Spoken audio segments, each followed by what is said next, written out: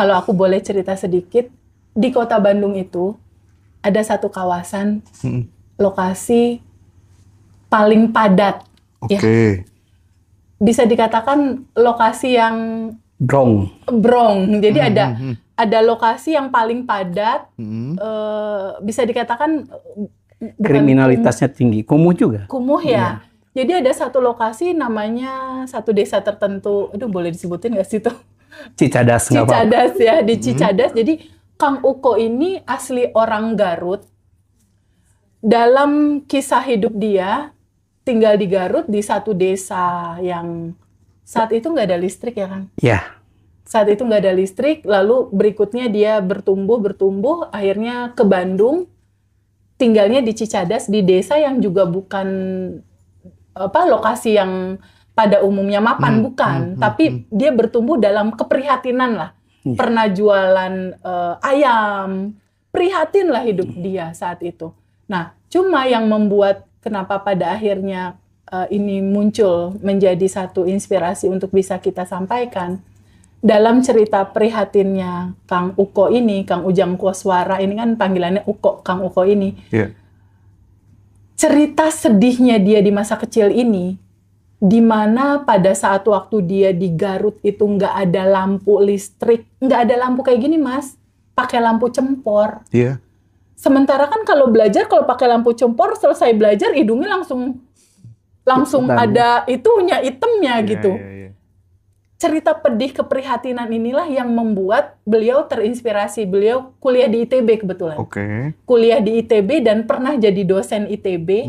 Nah, kisah masa kecilnya inilah yang membuat dia membuat satu penemuan lampu yang tidak pakai PLN, tapi bisa menyala lampu itu selama 10 tahun. Dan lampu ciptaannya ini dia pasangkan ke rumah-rumah di hampir seluruh penjuru pelosok di Jawa Barat dan juga pulau-pulau lain, dan itu gratis.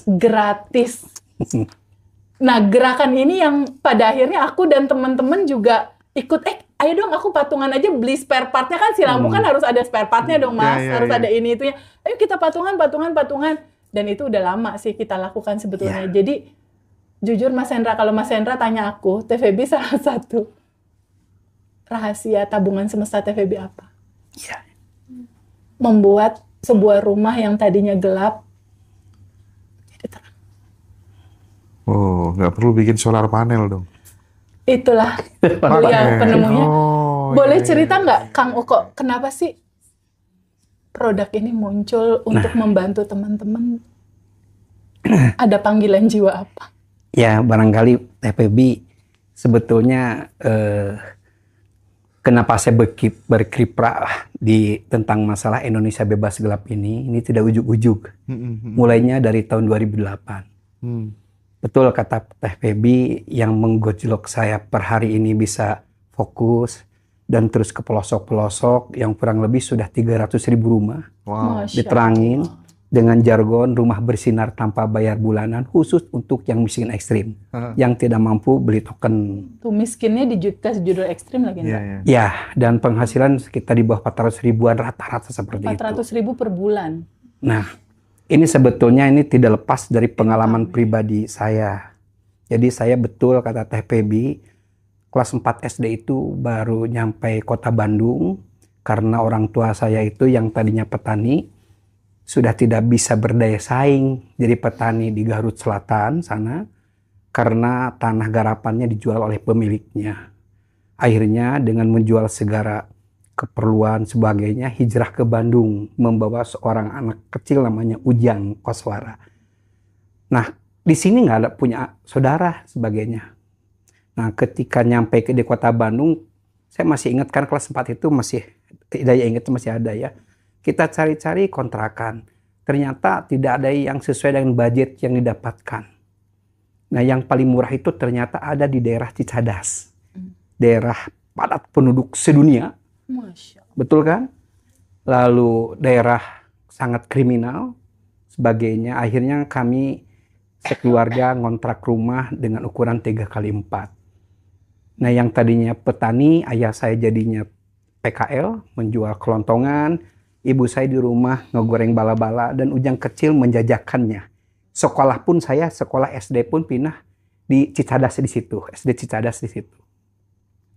Nah, cuma barangkali di sini saya harus utarakan tentang warnanya hidup saya. Ketika kelas 5, bapak saya itu stroke, lumpuh total. Akhirnya seorang Ujang kecil itu diberikan tugas atau memang mendedikasikan untuk bisa mengganti pencari nafkah. Kelas 5 SD. 5 SD.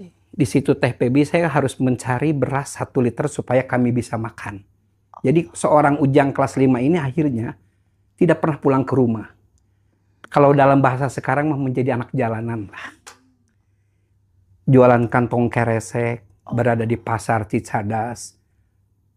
Apapun yang paling penting bisa bawa uang. Di sana ada taman hiburan, itu bioskop Misbar. Saya jualan kartis sebagainya. Itu dilakukan tahun bertahun sampai SMP. Jadi targetnya gitu. Kalau saya tidak membawa beras, itu berarti saya keluarga nggak makan. Dan kenapa di situ saya punya motivasi pertama itu? Karena guru kehidupan saya itu ibu saya. Kenapa? Karena bapak saya yang memang betul-betul sudah tidak berdaya sama sekali, itu diurus sama sekali oleh ibu saya. Dimandiin, dibedakin, sengit, dikasih pewangi, sebagainya, disuapin. Nah, saya itu tidak pernah berbicara ibu saya bagaimana mengajarkan sesuatu tentang kehidupan, tapi dipraktekkan langsung di depan anaknya. Sehingga energi untuk saya bisa bertahan terus, ya, motivasi itu yang terus bergerak. Itu dari tahun ke tahun saya bergerak seperti itu. Yang paling penting bisa bertahan hidup. SMP di situ yang paling penting saya bisa jalan kaki dari rumah ke SMP. SMA pun SMA Cicadas di situ, Pak, SMA 10.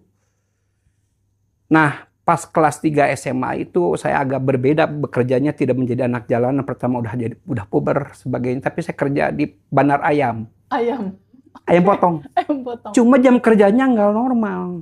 Masuknya jam 10 malam, selesainya jam 5 subuh. Jam 7 saya harus sekolah. Kebayangkan bagaimana selama SMA saya seperti itu. Di kelas tunduh, ngantuk. Ya. Ngantuk. Kondisi seperti itulah. Belum lagi kondisi lingkungan, geng motor lah, preman. Saya harus berusaha untuk beradaptasi ke daerah kenakalan-kenakalan itu. Saya harus ikut serta karena memang lingkungan. Nah, nanti saya akan ceritakan tentang positifnya kenakalan itu, tentang mengasah nyali di situ ya. Mengasah nyali, ternyata nyali ini adalah satu modal juga ternyata. Kenakalan itu karena kita sadar dengan nakal itu sebetulnya sadar. Pasti dibunuh, pasti dibacok, pasti tangkap polisi. Nakal sadar enggak? Ada kesadaran itu. Betul. Tapi di situ lingkungan saya harus beradaptasi seperti apa di situ. Betul. Ya, ini masalah sekolah alam, salon kehidupan yang betul-betul nanti akan berdampak nanti di kemudian hari sebetulnya, Mas Hendra. Nah, dari situ ada yang unik ketika saya tidak kepikiran untuk kuliah. Ketika SMA saya itu mau bekerja di Matahari Department Store, di situ ada waktu itu ya. Matahari. Saya mah mau kerja di situ. Kenapa? Itu sangat saya cita-citakan. Kenapa? Kalau kerja di sana itu ada ber-AC dan pakai dasi. Sampai sebegitunya cita-cita saya. Masalahnya selama ini ketemunya sama ayam ya. Ayam. Tidur di jongkok. Nggak pernah seperti itu. Ini kondisi saya. Kerja di Matahari Ya. Cita-cita. Itu cita-cita, Masya Allah. Keren. Nah, dari situ, ya barangkali di sini ini takdir namanya ya, yang tadi disebutkan tentang masalah takdir ini, kodalan kodir itu. Nah, di sini si Pak yang bandar ayam bos saya itu ngasih tahu ke saya, Jang, kamu kuliah aja. Saya bilang, biaya dari mana? Nih, pokoknya kamu daftar aja. Masya Nah, saya Allah, dikasih daftar. Ayam hebat, Ya, baik banget. suruh daftar. Nah, untuk menghargai saja saya ikut daftar. Nah, dalam keadaan daftar seperti itu, saya SMA-nya SMA negeri ya. Orang lain kan pada sibuk. Bimbingan belajar sana sini, kemana kemari gitu ya. Saya belajar ke orang yang bimbingan belajar gitu. Gitu, Mas Hendra. Qadarullah. Sebulan kemudian, UMPTN waktu itu. Waktu itu UMPTN dites sebagainya. Iya. Menurut saya itu mungkin entah salah panitia atau apa. Karena kondisinya apa? Nama saya ada di koran. keterima di perguruan tinggi yang terkenal aja lah gitu ya. Kalau sebutkan oke. Sangat terkenal di situ. Pas masuk Pak, 40 orang, kiri kanan saya nanya, pertama dari nama aja Ujang. Keterimanya di mana Kang Ujang? Kang Ujang keterimanya di mana? Itu mah terlalu nanti terlalu. Pokoknya di perguruan tinggi di Bandung lah yang keren lah ya. Udah ada di Wikipedia saya. Di situ. Kiri Kanisius Pak, teman saya. Sebelah sini SMA 70 Jakarta. Di Bandung SMA 3. Itu saya cuma sendirian Pak. Nama Ujang itu nama yang sebetulnya identiknya dengan tukang sedot WC. Banyak orang yang bilang ke saya, wah ini sebentar lagi di DO. Karena dari latar belakang yang kurang meyakinkan di situ. Tapi ada yang pemburu dukun santet juga ada. Nah itu, Ujang itu betul ada. Jadi Ujang itu nama yang marginal. Jujur Mas Hendra, kalau saya mau jujur ya, dari kecil sampai sekarang pun nama Ujang itu belum pernah bangga saya. Makanya waktu SMA nama saya ganti Mas Hendra. Ganti apa Kang? Rio. Supaya saya bisa kenalan dengan perempuan. Karena saya mahir main band. Masa main band naik ke atas Ujang. Rio, tapi ada yang lucu Mas Hendra teh baby-nya. Waktu itu kan saya agak yang namanya ke SMA itu kan agak gaul ya, masuk ke tempat-tempat klub sebagainya. Nah ketika kenalan sama perempuan, udah kenalan, saya kenalin ke teman saya yang laki-laki. Laki-laki itu kenalan juga gitu ya. Dia keceplosan. Jang adik kamu ngaku siapa? Jadi ketahuan. Tadi dia terlalu karena musik besar. Tadinya Rio itu harusnya nggak perlu nanya gitu, takut salah katanya. Jangan kamu ngaku siapa tadinya namanya. Itu hal seperti itu akhirnya ketahuan juga Mas. Nah salah ketahuan ya putus Mas karena ternyata tidak punya nilai jual nama Ujang itu. Ini jujur ya, harusnya kan bagus lah, keren sebagainya. Nah itu. Nah ada satu hal kenapa saya di sini bisa keterima di perguruan tinggi negeri. Ini ketika saya daftar, saya minta izin dulu ke ibu, ke si mamah ya. Almarhum semuanya udah sekarang almarhum bapak udah almarhum. Ma, saya bilang, ini harus. Karena saya yakin ketika saya minta izin ke si mama, karena mama kan nggak mau untuk saya kuliah. Yang paling penting gimana Ujang SMA itu bisa bekerja lah supaya lepas dari masalah kesulitan. Saya terima uangnya, lalu saya minta izin ke ibu. Di luar dugaan Mas Hendra. Teh Pebi apa yang ngomongin sama? Apa? Menurut saya saat itu ya, ini melebihi motivator siapapun mau tong semua ingin renali kasih buat saya ya. Yes. Kenapa? Karena omongan ibu saya itu sampai hari ini nerap ke saya. Ujang, daftar. Orang tidak bisa makan terus-menerus 7 hari bisa meninggal dunia. Ujang, orang tidak minum terus-menerus 3 hari bisa meninggal dunia. Tapi ada orang yang 1 detik tidak bisa meninggal dunia adalah orang yang tidak punya cita-cita. Kejar cita-cita itu. Allah berfirman dalam hadis qudsi, kata ibu saya, aku sesuai dengan prasangka hambaku. Mas Hendra, saya ketika itu belajar ke orang bimbingan, belajar saya ngikut. Tapi ketika ada kaca, masuk perguruan tinggi. itu yang tadi disebutkan. Standing love-nya itu ke diri pribadi waktu itu. Karena ketika mau ngasih ke orang lain, ke siapa saya? Yang namanya dikaca terus-menerus. Sebulan kemudian, saya itu kan tidur di masjid. Setelah ujian tes ya. Setelah ujian tes. Kok di masjid itu Pak Balatak banyak koran. Saya beresin. Ternyata saat itu pengumuman untuk perguruan tinggi itu adanya di koran. Nama saya ada. Ujang Koswara. Nah ketika masuk ke ada di situ kan bingung saya. Bingungnya apa? Biayanya dari mana kan begitu juga kan. Nah ini cerita sudah keterima, banyak orang yang tidak tahu. Makanya ketika itu saya minta wirid ke ibu saya. Dan nggak ada lagi. Minta uang nggak bisa. Maaf Pak. Kata ibu saya teh, udah Ujang katanya. Ini masalah terhubung dengan Allah ya. Karena posisi saya di saat itu, ketika saya sujud, suruh sholat, ya masih ngambang kemana-mana. Tapi kan waktu itu masalah, minta aja ke orang tua amalan, apa zikir dan sebagainya. daripada minta ke dukun kemana, katanya begitu. Akhirnya saya datang ke ibu. Kata ibu saya teh kan tidak ulama bukan apa. Ujang, baca aja surat Al-Nasroh 11 kali. Ternyata surat Al-Nasroh disitulah saya baru tahu artinya juga tentang apa. Saya bacakan surat Al-Nasroh, saya dijikirkan seperti itu. Itu salah satunya menghubungkan kepada Allah dan Allah kun fayakun buat saya. Nah makanya ketika teman-teman sekolah bilang bahwa Ujang akan DO dalam waktu segera, dia lupa bahwa situ punya wirid. Ya benar nggak?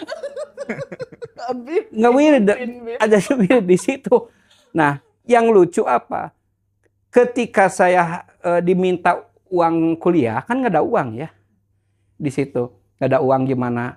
Saya harus DO tadinya pun, karena belum bayar saat itu ya, uang bayar di mana gitu saat itu.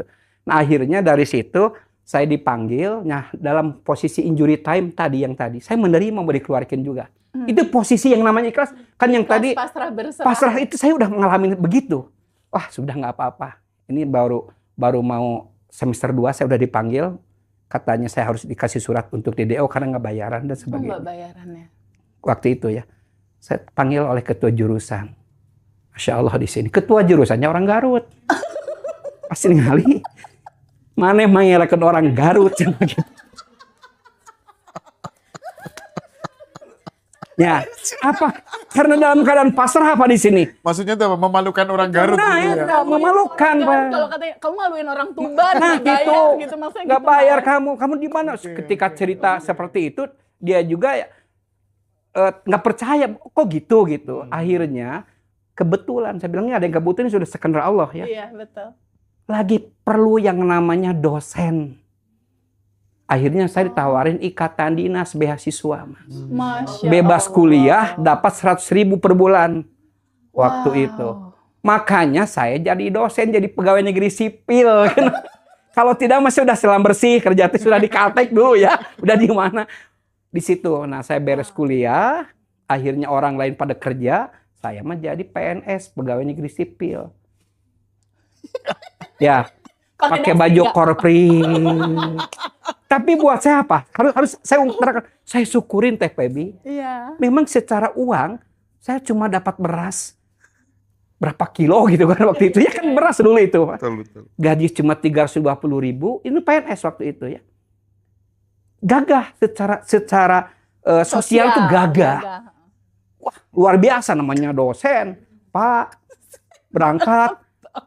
Tapi yang namanya secara kekayaan sosial uangnya cuma 320.000. Saya nggak mendapatkan rumus matematikanya hidup sejahtera jadi PNS, Pak. Padahal kalkulus saya dapat bagus. Nggak dapat rumus di situ. Tapi saya harus syukurin di situ. Oke. Nah dari situ saya dapat rumah yang dirancang kayak kencana. Supaya punya rumah mudah ya. Itu modal. Mendapatkan istri pun mudah. Namanya Ujang, Pak. Ini saya kasih tahu nih. Saya kasih tahu nih buat pemirsa semuanya nih. Yang punya nama nih, Ujang. Yang namanya Ujang semua nih pemirsa. Ya. Yang namanya Ujang, Masya Allah. Jadi ketika saya kenalan karena nama Ujang, nama marginal itu jarang orang yang bangga. Ya. Gitu kan. Tapi ketika jadi pegawai negeri sipil, Pak. Saya diangkut naik pegawai negeri sipil. Pertama yang keluar 2, ada positif dan negatif. Negatifnya saya sombong. Pakai baju yang namanya PNS, yang duduk di depan, nganggur kalian. Gitu loh. Seru ya, saya harus utarakan itu negatifnya ada begitu. Ada rasa itu. Kalian, aku kan PNS, sampai buku aja dikeluarin supaya kelihatan.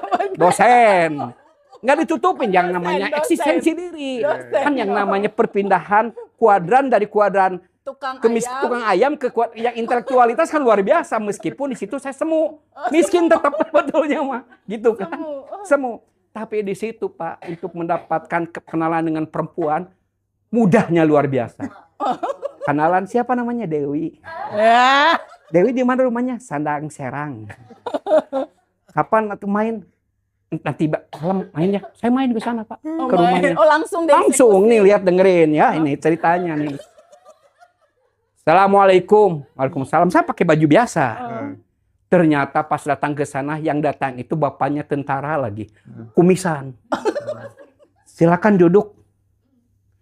Waduh, saya bilang udah dihadapi kayak gini kan baru pertama saya apel ya. Duduk di depan. Kirain mau ke belakang, ikut duduk di depan lagi. Waktu itu kenalannya bukan Ujang, Rio. Rio waktu itu. Oke? Nah si Dewinya itu lagi di belakang. Lagi di belakang itu si bapaknya nanya. Maaf, dengan siapa? Di sini bingung Mas Hendra. Mau jujur atau mau siapa? Karena namanya takut salah. Sama kumis. Aduh, saya bilang akhirnya saya harus jujur aja di depan. Nama saya Ujang. Oh, bukannya Rio, ya? Ujang Rio. Itu nilai jual saya itu.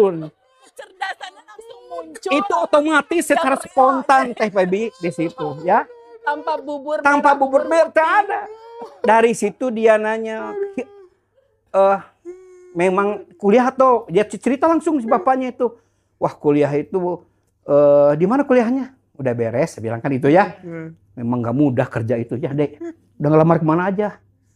Ya, ke saya tuh nilainya underestimate namanya kan Ujang Rio. Ya, namanya Ujang. Susah memang harus punya keterampilan sebagainya gitu. Alhamdulillah Pak udah kerja. Kerja di mana? Gitu ya. Dosen Pak.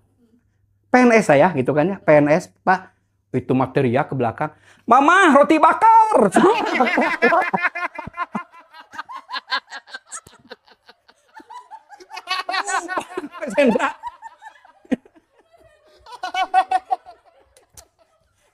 Ya ini saya seperti membuka film masa lalu. Saya nggak apa-apa ya.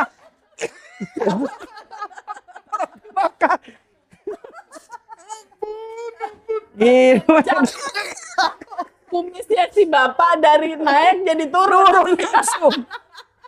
Jadi betul yang namanya calon mertua itu bangga melihat anaknya yang memang menurutnya PNS itu mapan. Padahal saya belum puas. Yang tadi itu rumah di tipe 21 di Perumnas belum apa-apa. Betul nggak? Malah ibu saya bangga sekali. Dilihat Ujang pakai baju PNS itu kan tanggal 17 itu kan pakai baju korpri. Betul kan? Tuh ibu-ibu masih hafal. Betul kan? Dilihat di jalan teh pas pulang saya dilihat kan udah pulang ke Garut. Di kejauhan dia dilihat Ujang, aduh anak saya bangga. Nah di sini tantangannya buat saya ya. Ini harus kenapa saya harus pembicaraan ibu itu buat saya itu menjadi suatu dogma buat saya. Iya. Ujang, waktu pulang saya ke Garut ya. Coba tuh, Ujang udah berapa tahun jadi PNS? Udah 3 tahun mah. Jangan pakai elf atuh. Bawa mobil ke sini. Tuh lihat dibandingkan. Tuh anaknya Pak Kiai ini baru setahun jadi PNS di UIN. Udah bawa mobil ke sini. Mama mah seneng sekali kalau nanti Ujang bawa mobil bisa bawa ke sana kemari. Keinginan orang tua. Karena buat orang tua PNS itu kaya raya. Kenapa kaya raya? Yang dilihat sama orang tua, yang menghuni hotel-hotel mewah, rumah-rumah makan mewah itu saat itu PNS. Bener nggak? Jadi disangkanya tuh saya kaya raya. Kan jadi beban buat saya di situ. Kata saya mah insya Allah tahun depan. Betul. Saya tahun depan bawa mobil saya ke sana. Bawa mobil, bawa ibu saya. Yang pas lebaran, biasa suasana lebaran. Saya antar ke sana kemarin dan sebagainya. Biasanya saya 1 minggu lebih di kampung halaman. 2 hari saya 2 pulang. Tugas banyak. Dia nggak tahu bahasa ngerental. Hanya untuk membahagiakan seorang ibu. Biasanya makan bawa ayam, bawa apa 2 hari. Ini pengalaman saya bilang di situ.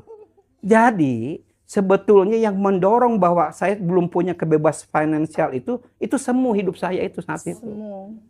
Gitu TPB. Nah ketika sudah 10 tahun saya bebas, akhirnya saya keluar. Keluar dari PNS? PNS saya keluar, bukan pensiun. Oke. Bukan pensiun, saya keluar aja.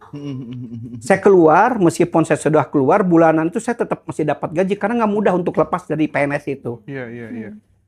Tapi saya sudah bebas ya dari situ. Nah apa yang saya lakukan? Yang tadi, saya ingin membuktikan saya tidak mau dalam keadaan hidup yang semu. Ya, kata orang tua bahwa saya itu PNS itu adalah kaya raya dengan pernik-pernik keduniawian yang sangat luar biasa. Tapi faktanya saya nggak punya uang di sini. Masya Allah. Ya, nah, ini ada satu cerita juga. Ketika itu ya yang namanya dosen ditungguin sama tetangga, itu saking saya itu kaya raya secara sosial ya, banyak yang pengen bimbingan belajar gratis nunggu saya pulang kerja dan sebagainya. Jadi secara sosial itu kaya raya, tapi di satu sisi kan dipertanyakan rumah seperti itu cuma tipe 21 dan sebagainya begitu. Akhirnya saya harus resign tanpa pemberitahuan ke orang tua. Nggak bilang ke orang tua. Jadi ibu saya itu belum tahu bahwa saya itu keluar. Saya pergi keluar ke kantor. Saya waktu itu udah nikah karena kan cepat punya istri mah dengan namanya PNS kan cepat. Jangan sampai disebut saya jomblo. Wih cepat disuruh jam daftar banyak. Nah, mana dulu yang saya sikat set udah gitu aja. Cepat ya. Gitu. Nah, saya udah nikah lalu dan istri dengan orang tua itu belum tahu saya itu keluar dari PNS. Nah, dari situ saya keluar tetap kerja seolah-olah kerja, padahal saya nggak kerja ke kantor, ke Gramedia. Di Gramedia saya membaca buku-buku motivator yang sangat luar biasa saat itu, Robert Kiyosaki kalau dulu makan, ya, betul kan ada ya? Rich Dad and Poor Dad. Tentang masalah kebebasan finansial seperti apa saya baca semua. Tapi ketika sudah dibaca sama saya, Pak, dan saya nggak pernah beli, bacamu sampai berdiri di Gramedia tercangkel lah, dan beli mahalnya. Ini sampel buku yang udah dibuka. Kenapa gitu Mas Hendra ketawa kayaknya sama dulu juga. Udah baca simpan gitu ya. Bingungan. Tapi bukan di manajemen waktu itu saya cari-cari bukunya dapatkan. Di buku agama. Ketika di buku agama ini ada satu perkataan Rasulullah saat itu ya. Ini yang membuat saya menjadi trigger. Katanya begini. Dari 10 pintu rezeki, satu untuk yang jadi pegawai, 9 untuk yang berniaga, yang berwirausaha. Nah, saya dari situ pengen berwirausaha. Saya bingung mau ngapain berwirausaha. Ngapain belum dan sebagainya. Tapi kan ingin mengangkat harga derajatnya. Dari situ ceritanya saya kenal dengan seseorang, ditawarin botol oli ini. Saya bikin disuruh suplai botol oli. Nah, sudah suruh suplai botol oli, saya bikin cetakannya dulu nih. Belum punya pabrik nih. Sudah punya dibikin cetakannya di mana? Di Pindad saya bikin cetakannya dulu ya. Baru setelah jadi sama saya dimaklunin. Kenapa saya bisa dapat orderan itu? Karena di situ ada salah satu mahasiswa saya yang bekerja di pabrik oli itu. Dia itu dulu mau di DO. Sama saya ditolongin. Karena dulu itu yang namanya DO itu paling seneng dosen-dosen muda itu. Mendeo orang. Jadi karena pengen diakui. Sama saya dibantu. Kan dulu saya geng motor. Jadi saya bantuin. Kalau tidak saya cegat motor. Ini. Jaga si takut ya katanya gitu. Akhirnya udah lolosin. Nah itu orang Medan waktu itu dibawa. Nah dia telepon saya, Mas nggak apa-apa, saya pengen ngasih kerjaan kalau memang mau berbisnis dia dapat kerjaan itu. Nah ketika saya sudah beres, lalu sama saya diberikan ke sana, saya dapat orderan pertama kali itu adalah 10.000 unit dengan harga 1.000. Harganya 1.000, berarti kan cuma 10 juta ya, betul kan? Dicetak sama saya itu dikirim ke sana TPB ya. Pas dikirim ke sana, kirain ada komentar karena mungkin agak sungkan, diterima aja kurang dikit-dikit mah nggak apa-apa ya. Di situ saya dapat perdana mendapatkan pembayaran 10 juta. Masya Allah. Angka besar pertama kali. Angka besar menurut saya. Apa yang saya lakukan? Di sini yang tadi tentang Shining Love itu saya langsung lakukan. Apa yang saya lakukan? 5 juta saya kasihkan untuk uang muka produksi selanjutnya. 5 juta sama saya dibikin cash 50 ribuan. Karena saya merasakan bagaimana miskinnya itu dan saya tahu kantong-kantong kemiskinan itu di mana. Saya datangin seluruh stasiun dan terminal-terminal bis yang ada di Kota Bandung. Biasanya WC-nya busuk. Yang nungguinnya kakek-kakek nenek-nenek yang sudah tidak berdaya. Orang lain kencing dulu bayar 2.000, saya sebelum kencing saya 50.000 saya kasih. Masya Allah. Ketika di Kiara Condong, nenek-nenek itu sampai ngikutin ke WC, Pak. Melihat ke bawah gitu, pas dia noong, saya juga noong lagi. Aduh, aing, Pak. Kenapa bisa melakukan seperti itu? Karena dia belum pernah merasakan kejutan-kejutan seperti itu. Ceritanya Mas Hendra dari situ, singkat saja ya. Dari hal seperti itu, orderan saya yang tadinya 10.000, dalam waktu 2 tahun, omset saya sudah 3 juta botol per bulan. Allahu Akbar. Saya menjadi OKB dengan Orang 3 kaya miliar per bulan. OKB, kampungan. Nah, di sini ada positif negatif. Secara materi saya dapat. Tapi mental belum dapat saya. Belum Akhirnya siap kampung ya? belum siap. Saat itu belum Kampungan saya, Pak Sendra. Apa yang dilakukan? Pertama, dari tampilan. Gelang, tegar, karak-karak. Kampungan siga orang kaya, orang India, geningannya gelang. Kampungan kayak itu. Meskipun mobil saya 2 pintu, bagaimana kantor itu kalau di Jakarta di Kemang. Masya Di sini di Bandung itu, karena uang segitu gimana? Saya tidur aja tetap bikin uang, kan nyetak. Cetrok. Kan gitu ya, bikin cetrakan mah ya. Kirim ke sana, dibayar lagi, gitu. Ternyata di situ saya sangat kampungan yang lebih banyak menyakitkan orang sebetulnya. Dengan Nyakitinnya gaya gimana? tampilan saya. Oh. Yang menyakitkannya kan menganggap rendah orang. Nyepeliin orang. Jangan yang kapuji, terus kemana-mana teh. Yang luar biasa itu, mulai saya mengenal dunia malam. Ya. Saya kasih tahu aja. Kenapa? Karena tidak bisa ketika yang namanya dapat orderan dari pabrik yang negara atau ya yang BUMN kayak gitu, kan maunya pembayaran itu di tempat-tempat dugem, Mbak. Ada entertain gitu.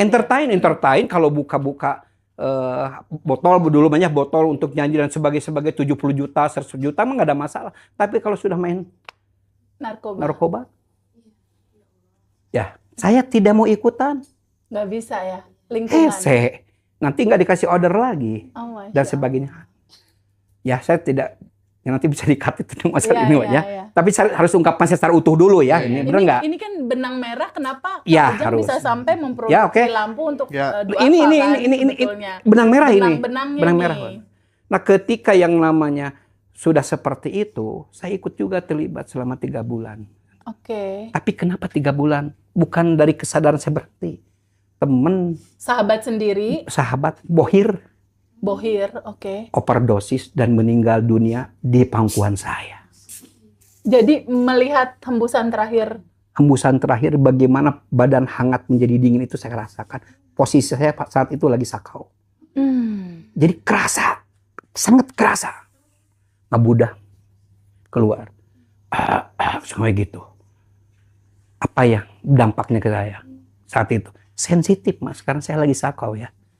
Melihat yang meninggal dunia seperti itu, pertanyaan diri saya balik ke diri saya. Kalau begitu value manusia itu apa sebetulnya? Sekaya-kayanya pun orang tidak mungkin makan lebih dari 3 kali, itu harus sepakat nih. Sekaya-kayanya pun orang tidak mungkin pakai baju 7 rangkap. Nggak mungkin, pasti cuma 1 kan. Indikatornya sederhana, Mas, buat saya waktu itu ya. Karena posisinya, jika saya meninggal seperti dia, lalu yang nangis hanya anak dan istri saja, saya sudah gagal hidup. Karena sahabat saya, teman saya ketika saya meninggal dunia, innalillahinya pun lewat WA grup, copy paste. Dan banyak orang yang tidak merasa kehilangan. Mampus loh, Jang. Kenapa? Saingan gua hilang. Percaya itu, bohong yang namanya sahabat itu. Ini ke diri saya waktu itu. Akhirnya pemikiran seperti itu sama saya kebawa, Mas. Setelah saya direhab, saya insomnia. Oke? Insomnia, sakit, dirawat di rumah sakit. Nah, ketika saya sudah beres dari situ, ibu saya datang ketika saya dirawat. Terus pulang ke rumah. Akhirnya saya dirawat di rumah. Ibu saya jauh datang dari kampung. Dia tebar sejadah ini. Sejadah ya. Jadi saya masih mencari kenapa insomnia, mencari jawaban value manusia itu di mana di situ. Karena waktu itu saya serba punya lah gitu intinya ya, uang datang sendiri kok. Tapi di sini nggak ada keberkahan yang tadi karena saya tidak mempunyai basic yang bagus di sini. Yang tadi diceritain sama TPB itu belum ada saat itu, hanya masalah yang masih muda namanya ya Pak ya. Apapun. Saat itu meskipun saya banyak uang, rasa itu udah hilang. Saya mau makan di Hanama setiap detik bisa. Tapi ketika uang itu sudah tidak ada harganya, keberkahan nggak ada, percaya ke saya. Saya udah merasakan hal seperti itu. Mau tidur di mana? Wah, geus lah anu karitu mah ya. Mobil yang 4 miliar saya punya. Masya Allah. Properti di mana-mana ada waktu itu ya, tapi tidak ada value, tidak ada kebahagiaan yang saya dapatkan di situ dengan uang. Uang itu udah ada harganya. Ini sekali lagi, bising nanti suatu saat sampai ke sana uang sudah tidak ada harganya, harus introspeksi diri. Karena siap-siap untuk mendapatkan ujian seperti saya nantinya. Hati-hati. Nah dari situ, Mas TPB-nya Mas Chandra, saya dari situ ketika ibu saya datang, dia gedar sajadah, saya masih diinfus. Diinfus. Ibu saya itu balik lagi nih seorang ibu. Makanya kalau memang ini buat pemirsa semuanya ya. Kalau mau memang kesuksesan hidup, muliakan ibu.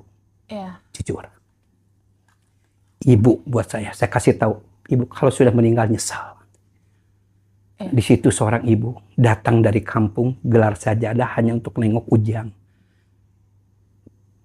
Ujang, besok mama mau pulang. Kira mau seminggu sudah. Lagi ada kerjaan di kampung, lagi mau panen, mau apa gitu ya. Udah sajadah. Bangun tengah malam, lalu dia tahajud. Di tengah tahajud dia berdoa. Berdoanya dikerasin dan saya dengar di situ. Meskipun saya tidak berdaya saat itu ya. Ya Allah, saya ibunya. Saya ibunya. Allah. Kalau memang Ujang sekarang memang mau dicabut nyawa, saya ikhlas sebagai ibunya. Saya mendengar doa seperti itu apa? Kok mama kan itu doa Mas Hendra? Ada ketakutan Mas Hendra. Kok malah doa kalau Kok doa anak gitu? Saya bilang kayak gitu. Saya takut Mas. Dan gimana pun juga bener nggak? Meskipun saya dalam keadaan pasar, kok si mama nggak doa gitu ya? Ternyata dia baru koma. Oh, baru koma. Baru koma. Okay. Tapi ya Allah, seandainya anak saya ini diberikan kesehatan, jadikanlah orang yang dapat berguna, gitu bahasanya ya. Doa langsung seperti itu. Selesai aja. Nah ketika yang namanya nunggu adzan subuh, ibu saya nyetir radio. Nyetir radio itu ada ceramah Agim. Kita dengerin kan gitu ya. Nah dari ceramah Agim ternyata satu kalimat yang membuat visi hidup saya per hari ini. Apa tuh Kang? Sebaik-baiknya manusia adalah yang bermanfaat buat sesama. Oh itu yang namanya value itu. Okay. Dampaknya apa TPB setelah itu? 2 minggu kemudian saya sembuh. Setelah sembuh saya panggil istri saya. Mah, sudah tidak mau berbisnis lagi, dijual seluruh perusahaan. Masya Allah. Saya mau bikin yayasan. Baru bingung mau ngapain kan? Ya kan nggak dengerinnya namanya mau bermanfaat itu yayasan yang pikirkan jangan berbisnis. Karena berbisnis kan gesekannya terlalu tinggi. Tadi itu ya. Dari situ bilang ke istri saya ya udah nggak apa-apa, disetujui. Ada berapa pernik-pernik keduniawian, ada sekian belas rumah gitulah ya. Akhirnya dijual 1, ya ambil per bulan dari situ uang. Kalau kurang ya jual lagi lah. Waktu itu kan sudah tidak masalah duniawi itu sudah nggak ada rasanya dari situ ya.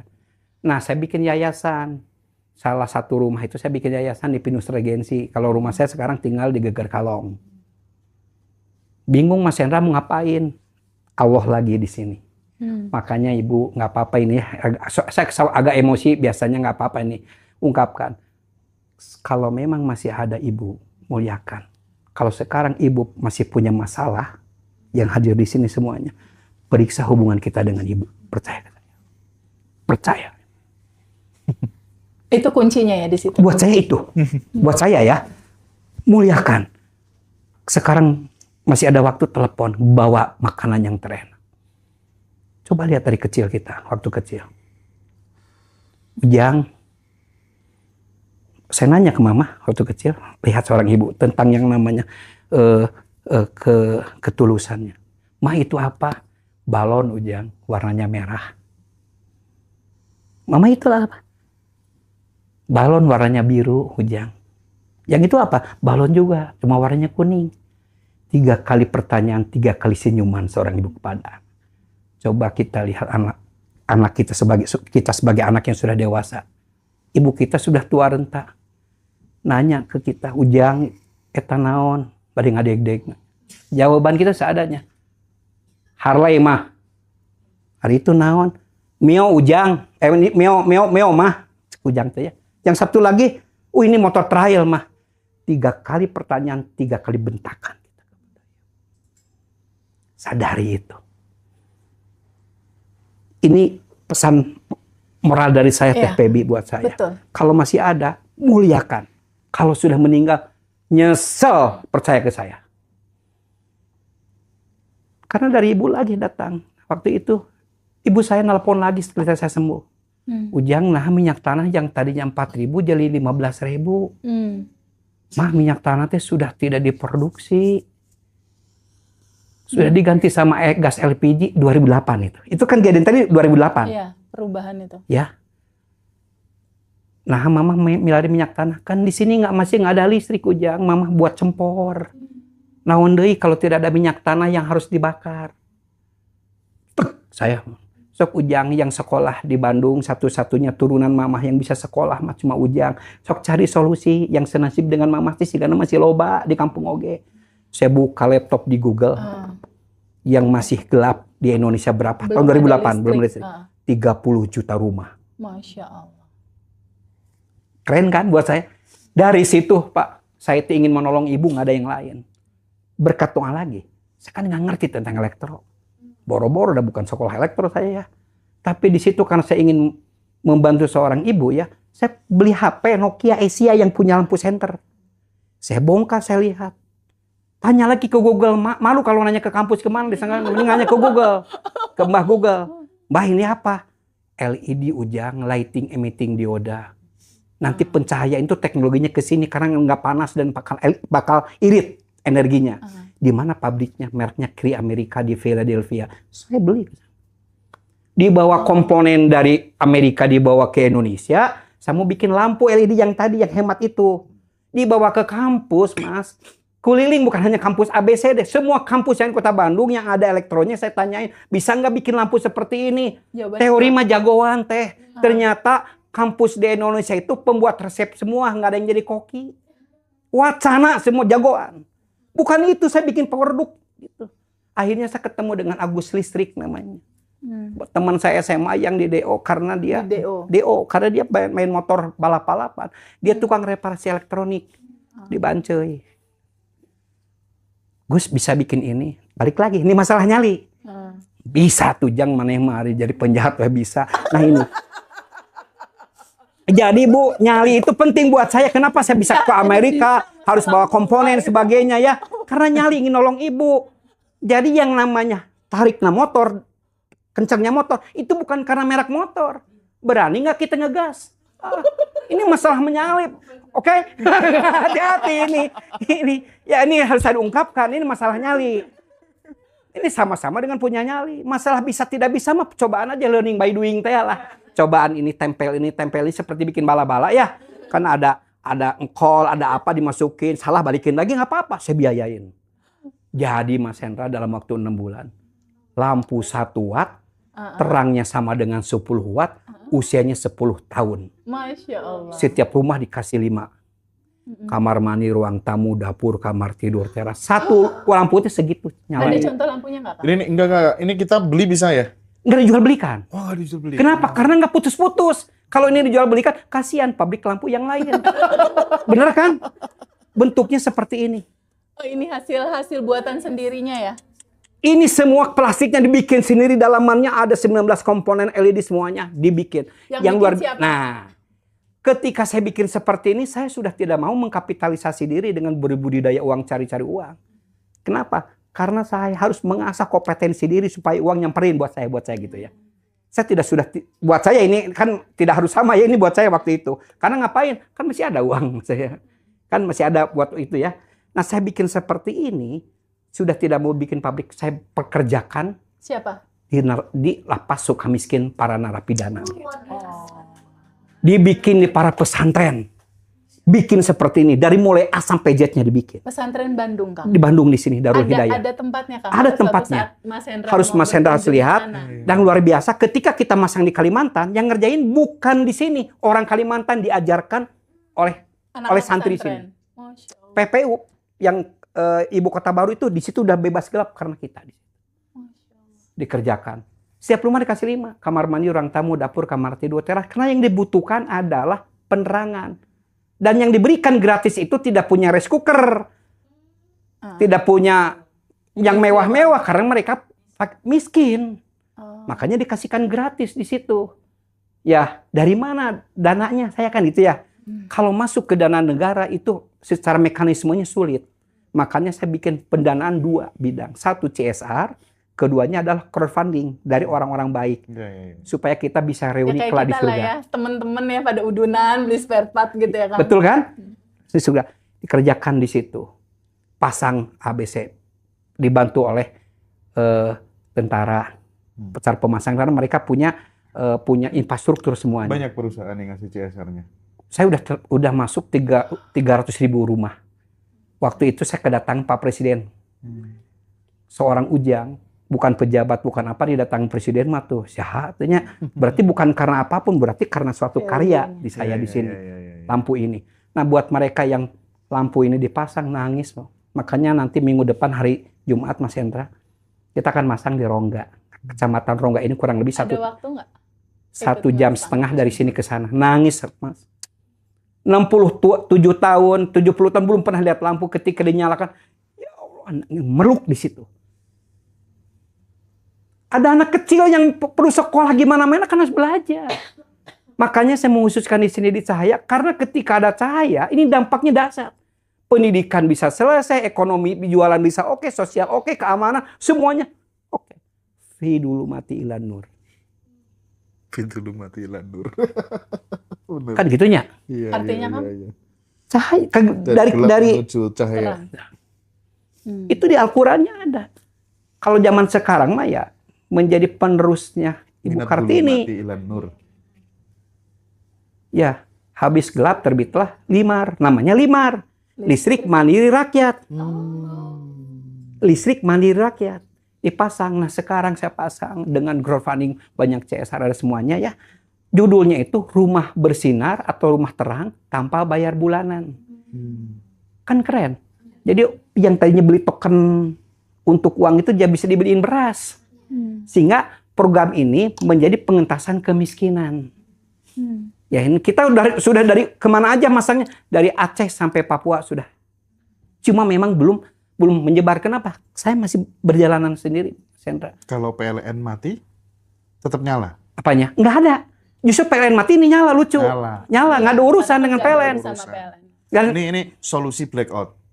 Iya, betul. Dan satu lagi. Betul, iya betul. Solusi blackout, yes, betul. Dan satu lagi, kebijakan yang namanya di pemerintah itu tidak ada memberikan token gratis. Jadi kebijakan pemerintah tentang 50% diskon itu nggak kena ke mereka karena mereka nggak ada listrik. Nggak ada listrik itu kondisinya 2. Memang jauh dari jaringan, keduanya miskin yang memang tidak kebeli tokennya. Jadi kalau ada meteran sudah kepasang terus nggak kebeli tokennya dicopot. Kan problem di situ. Makanya dipasanglah sama kita. Ketika nyala di situ, ngaji Roso datang, rumah dusunku terang. Wah, amin. Ya, ini di Jawa Barat masih 900.000 rumah. Jawa Barat 900.000? Masih 900.000 rumah. Jadi kita harus nge-endorse, tidak usah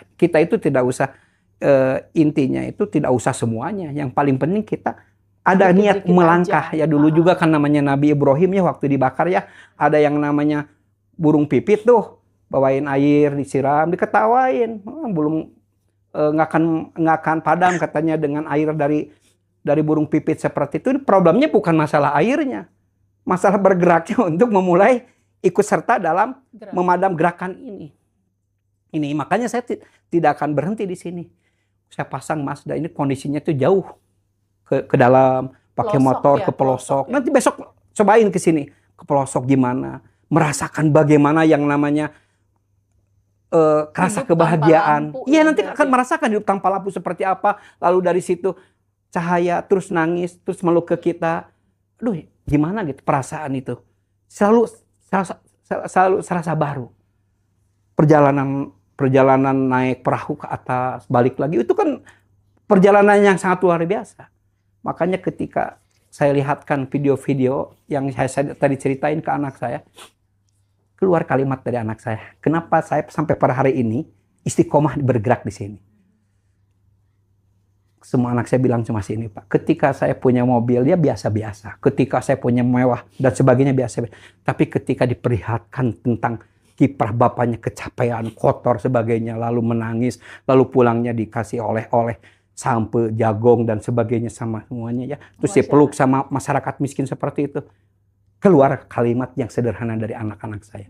Saya bangga pada ayah.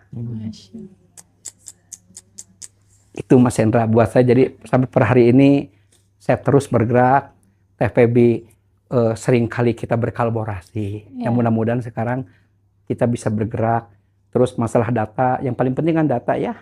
Datanya by name, by address, dan memang masuk terhadap asnaf fakir miskin. Itu harus, karena ini kan amanah. Sebagainya. Dan ini tidak, dan kami di sini di Indonesia hanya saya sendirian, Mas. Dan alhamdulillah di dunia saya dapat penghargaan Mitsubishi Awards. National Geography udah masuk dari Amerika. Mudah-mudahan setelah ini bisa kolaborasi dengan Ngaji Roso. Dan teman-teman, misalnya teman-teman Ngaji Roso ada satu daerah yang terpencil di mana yang belum ada listriknya, kasih tahu aja by name by address-nya. Termasuk kemudian teman-teman yang mau jadi crowdfunding, yang mau terhubung bersama menjadi ini sebagai sebuah gerakan kolosal minat dzulumati ilan nur tadi ya. Itu kayaknya bakal bener-bener nanti kita meninggal akan dikenang sebagai seorang pejuang kemanusiaan seperti Kang Ujang Rio. Masya Allah, nama betul Kang Ujang Rio. Jadi saya sebetulnya, Mas Hendra, kenapa saya di sini? Saya tidak mau, saya bilang ke anak-anak saya kemarin waktu Lebaran salaman, Bapak, tujuan Bapak untuk tahun ini mau ngapain ke depan? Ya mudah-mudahan kalian masih harus merasakan. Karena sebetulnya yang hilang di orang-orang itu adalah masalah rasa. Iya. Masalah rasa. Betul. Jadi masalah rasa itu, kebahagiaan itu simbol yang tadi ya. Nah, kalau sudah rasanya naik, mau dalam keadaan hujan, mau dalam keadaan kemarau, bahagia terus. Itu jadi yang sama TFPB ini buat saya itu keren. Yang luar biasa. Kenapa? Karena ini akan memberikan jalan untuk masalah itu, kebahagiaan yang hakiki itu di situ. Nah, saya tidak ingin dikenang menjadi orang kaya, saya bilang ke anak saya. Saya ingin dikenang menjadi orang yang bermanfaat. Makanya ketika Bapak nanti suatu saat meninggal dunia, ketika masyarakat melihat lampu itu akan kebayang wajah Ujang Koswara di mana-mana, hanya itu. Saya bukan orang miskin, Kang Ujang, tapi gimana caranya saya dapetin lampu itu, Kang Ujang? Mau ikutan bareng? Nanti buat Mas Hendra nanti setelah season ini, karena saya akan mengajak jangan hanya jadi penonton. Kalau jadi penonton biasanya seperti pemain bola ya, itu merasa jago daripada pemain. Goblok mana harusnya keluar. Tapi coba disuruh main, benar nggak? Nah, saya akan mengajak Mas Hendra menjadi pemain nantinya. Saya berharap juga banyak orang-orang yang seperti narapidana dimanapun nanti bisa Oh iya bisa. Gitu dengan senang hati. Harus seperti itu. Itu salah satu cita-cita saya sih. Jadi Mas Hendra, yang luar biasa kenapa usia ini panjang? Pertama tidak dijual belikan. Pertama itu ya. Saya produksi, jadi sebagai penghubung yang tadi. Ya, penghubung ini yang gelap, dia pendana. Ini ujung hulu dan hilirnya itu udah jelas. Ini kenapa bisa panjang umur? Karena di hulunya bukan bikinan pabrik. Iya. Artinya kalau kenapa kemudian lampu sering rusak karena diperjualbelikan. Ya. Iya. Makanya banyak Mas Hendra ada yang nanya ke saya, Kang Ujang ngajarin orang Papua, kok mau? Apa nggak takut nanti dijiplak? Saya bilang sekelas Philip akan lebih mudah karena mereka memang di situ kompetensinya. Yang membedakan dengan kami cuma satu, ikhlas nggak? Nah, ketika dikomersialkan itu nggak akan ikhlas apapun. Buat kami lebih cepat lebih bagus karena saya meninggal dunia pun ini belum tentu bebas gelap. Keren. Seperti itu barangkali. Keren ya teman-teman ya. Yuk kita berkolaborasi semuanya teman-teman. Mari kita menulis jalan hidup kita sebagai pejuang kemanusiaan karena kita nggak tahu kita hidup sampai kapan ya Kang ya. Betul. Bagaimanapun juga kebermanfaatan kepada banyak orang itu sesuatu yang wah istimewa. Kang Ujang ini dikirimkan Tuhan, dikirimkan semesta buat teman-teman Ngaji Roso supaya kita berkaca diri gitu ya. bahwa ada yang lebih penting ketimbang hanya sekedar uang, sekedar finansial, Kang ya. Ada keberlimpahan dalam bentuk yang lain saat melihat saudara-saudara kita. Iya, bebas gelap. Aduh, thank you Teh Feby sudah bawa Kang Ujang ke Ngaji Roso. Respon sedikit Kak, Teh Feby, apa yang dilakukan oleh pejuang kemanusiaan kita ini? Ya, Masya Allah teman-teman. Kita nggak akan bisa ketemu kayak gini, Ndra, kalau nggak satu frekuensi. Oh iya, benar. Setuju. Teman-teman yang saat ini menonton, nggak akan bisa nonton juga, Ndra, kalau nggak satu frekuensi. Jadi teman-teman yang menonton saat ini, kita satu rasa. Kita satu jiwa. Kita pernah bercerita bahwa ada hoax terbesar di dunia itu ada dua. Berpikir bahwa Allah dan kita terpisah. Itu kebohongan terbesar sebetulnya. Ada hoax terbesar di dunia, ada satu lagi Kang Ujang. Aku dan orang lain terpisah. Kang Ujang adalah satu sosok contoh nyata yang mempraktekkan itu. Bahwa rasa menderita teman-teman yang dari lahir tidak pernah merasakan terang, dia bisa merasakannya.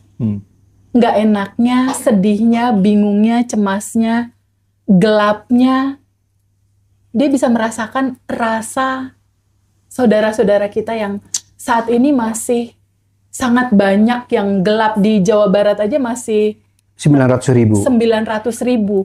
Dan di posisi kita berdiri saat ini Mas Indra, di Kabupaten Bandung Barat, itu tuh deket dari sini mungkin sekitar cuma 1 jam 2 jam ya. 1 jam 2 jam dari sini, itu ada rumah-rumah yang masih gelap Mas. Belum ada lampu. Sementara kita untuk lampu-lampu ini kan kita nggak pernah bersyukur. Bener nggak Mas? Kita tidur melek mata, udah lampu terang, udah kayak biasa gitu. Tapi buat mereka, rumah mereka gelap menjadi terang. Itu adalah sebuah cita-cita. Nabi Musa pernah ditanya sama para sahabatnya. Nabi Musa sempat cari tahu sama Allah waktu itu. Ya Allah, apakah amalan yang bikin Allah suka aku untuk melakukan? Lalu dijawab waktu itu, apakah puasa? Allah bilang, puasa itu buat diri kamu. Apakah sholat? Enggak, sholat itu urusan pribadi kamu. Zikir. Enggak, zikir itu buat kamu, buat urusan kamu sendiri. Lalu apa? Bahagiakan orang lain. Angkatlah beban orang lain. Mudahkanlah urusan orang lain. Buatlah satu rumah gelap menjadi terang. Jadikanlah dirimu menjadi cahaya, tidak hanya buat dirimu, tapi buat lingkungan sekitarmu. Karena sesungguhnya, sifat-sifat cinta tanpa batas Allah itu, Mas Hendra, ingin hadir lewat tubuh kita. Untuk itulah kita diciptakan. Dan semoga apa yang menjadi value cerita pada hari ini tidak hanya berhenti sampai di sini. Kita jadikan cerita yang berlanjut untuk mendukung kerjanya pemerintahan kita. Mendukung ya Mas. Mendukung keberlangsungan yang pemerintah saat ini jalankan. Jadi kita membantu kinerja pemerintah lewat kebersamaan ini. Kita mulai dari sini. Kita akan memulai lewat Ngaji Roso Peduli tentunya. Jadi Ngaji Roso Peduli kegiatannya tidak hanya sekedar seperti yang selama ini kita lakukan ya. Untuk makan dan lain-lain. Kalau makan dan lain-lain itu terus berjalan, tapi kan itu selesai cuma sampai di situ. Betul. Tapi kalau kita menolong satu rumah dari gelap menjadi terang, itu nggak hanya satu orang yang bahagia perutnya kenyang cuma satu hari. Tadi Kang Uko bilang, Kang Ujang Rio bilang, satu lampu terpasang itu untuk 10 tahun bebas bayar. Dan bisa lebih terus sampai kapanpun. Rusak atau apapun gimana pasti kita ganti. Karena pabriknya ada di anak-anak pesantren ini. Jadi itu garansinya seumur hidup gitu. Garansinya seumur hidup. Jadi ini cerita indah yang sangat luar biasa yang membawa liburannya Mas Hendra dan nanti istri tersayang. Pas apa tuh namanya, pas reuni. Iya. Itu kan kita ada undang temen kita yang istimewa itu betul. Yang uangnya nggak terbatas itu. Betul. Kita prospek untuk join ya. Gates, ya. Teman-teman ya. Nanti silakan Masya Allah. Yang merasa terpanggil, mari kita berkolaborasi bersama-sama ya. Tentu di pelosok-pelosok sana masih banyak yang butuh dibantu ya Teh ya. Betul. Okay. Dan yang terdekat itu kita akan ada pemasangan insya Allah ya di April ya. Di minggu depan tanggal 10 silakan gabung lah dengan TPB. Kemarin kan, TPB. Mas Hendra, Mbak Dewi, tim Ngaji Rosa itu kan suka kita bareng-bareng ya ada rezeki. Itu aku sisihin rezeki-rezeki itu, sebagian buat makan adik-adik yatim, sebagian itu aku kumpulin, jadi dari rezeki-rezeki yang ditransfer Mas Hendra ke rekening bersama kita itu untuk kebaikan, itu udah terkumpul satu rumah Mas yang akan kita bebaskan jadi terang. Mantap. Jadi terkumpul dana-dana dari kakak-kakak Bandan Revolution satu rumah, dan terkumpul juga satu rumah untuk Ngaji Roso Peduli. Jadi akan ada 2 rumah yang terang di bulan April ini.